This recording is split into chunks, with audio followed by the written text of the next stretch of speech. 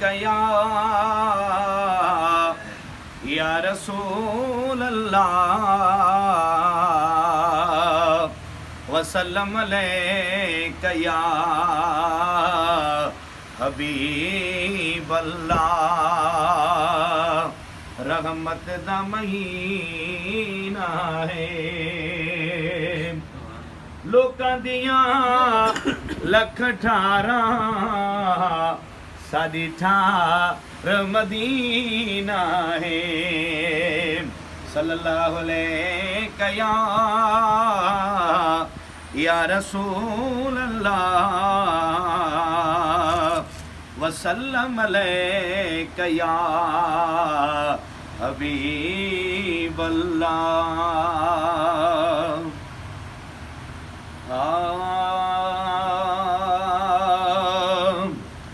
रब जा हबीब तो जी सना, रब जा हबीब तो जी सना हो हलंदी पई क़यामत तक परवर तोले फरमायो, परवर तोले फरमायो वरफ़अना लक ज़िक्र का रब जा हबीब तो जी सना हो, रब जा हबीब तो जी सना हलंदी पई क़यामत तक रब जा हबीब। ऐ इब्राहीम खलीलुल्लाह मूसा नबी कलीमुल्लाह। इब्राहीम खलीलुल्लाह मूसा नबी कलीमुल्लाह, मूसा नबी कलीमुल्लाह। पर मोहम्मद पाक रसूलुल्लाह, मोहम्मद पाक रसूलुल्लाह है, मोहम्मद पाक रसूलुल्लाह। वयो अर्श मथे आपे धड़क रब जा हबीबा तो जी सना, रब जा हबीब तो जी सना हो हलंदी पई क़यामत तक रब जा हबीबा।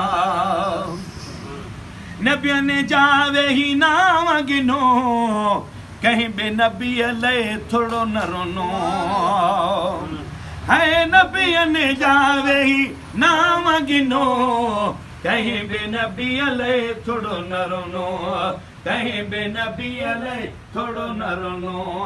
माण्हुनि ने जा सोडे काट भरे पियो, माण्हुनि ने जा सोडे काट भरे पियो, माण्हुनि ने जा सोडे काट भरे पियो। जॾहिं छॾी हसे भूरल भिका रब जा हबीबा, रब जा हबीब तो जी सना, रब जा हबीब तो जी सना हो हलंदी पई क़यामत तक रब जा हबीब। ओ सैयद तोखे सुञाणे पियो कोई बि ईमान न आणे पियो, सैयद तोखे सुञाणे पियो कोई बि ईमान न आणे पियो। मुठ में लिका ए पथरियूं, मुठ में लिका ए पथरियूं अबू जहल करे पियो पक रब जा हबीबा, रब जा हबीब तो जी सना हो, रब जा हबीब तो जी सना हलंदी पई क़यामत तक रब जा हबीबा।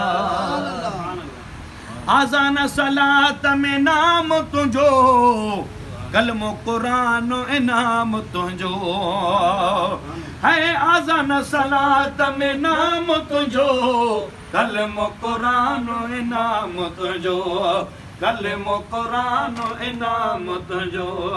हर मस्जिद जे सहन अंदर, हर मस्जिद जे सहन अंदर हो, हर मस्जिद जे सहन अंदर तुझी सना साईं महका रब जा हबीबा, तो जी सना रब जा हबीब तो जी सना हो हलंदी पई क़यामत तक रब जा हबीब ओ रब जैते पढ़े थो दुरूद ओ सलाम शौकत बिया उन जो गुलाम रब जैते पढ़े थो दुरूद ओ सलाम शौकत बिया उन जो गुलाम जंहिं बि मञो त कमाए विया जंहिं बि मञो त कमाए विया जंहिं बि मञो त कमाए विया से विया रुली